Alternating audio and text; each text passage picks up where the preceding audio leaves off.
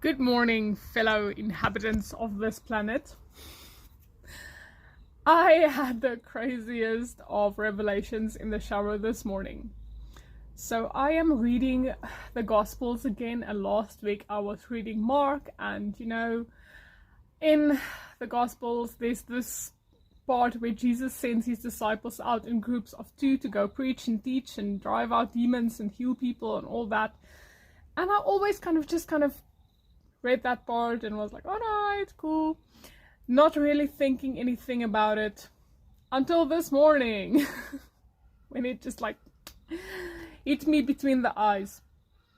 And if you don't know the story, Jesus pretty much sends his disciples out. He has 12 disciples and he sends them out in pairs of 2. But the catch is they are not allowed to take they're pretty much not allowed to take extra clothes, food, money, anything. It's like, there's your friend, you are wearing what you're wearing, go on your merry way. They had to knock on random people's doors for to sleep over there. They didn't know anyone. They was like, go into the wild, have at it, be with your friend. Don't have any resources or anything like that.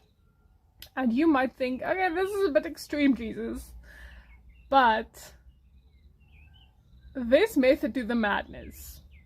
And it dawned on me this morning why he did that. He didn't give them anything. He didn't send them with anything.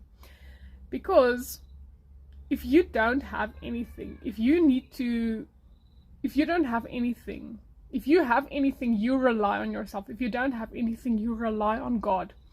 And I think he wanted to position them in a way to only rely on God for their food, for their money, for their shelter, for anyone to pretty much take care of them and not kill them.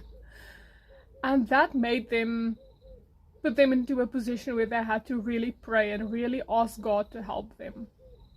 And I think with Jesus, he lived in such a close relation to God that he had access to that flow of power of the Holy Spirit to be able to heal people and resurrect people. And I think this is what Jesus tried to teach them. It's like, you need to live in this close relationship with God. And then ultimately they healed a lot. They drove a lot of demons out of that place of being connected to God, from being deprived, not being able to rely on themselves. They were connected to God and were able to do all of these crazy miracles. So, revelation of the day, have at it.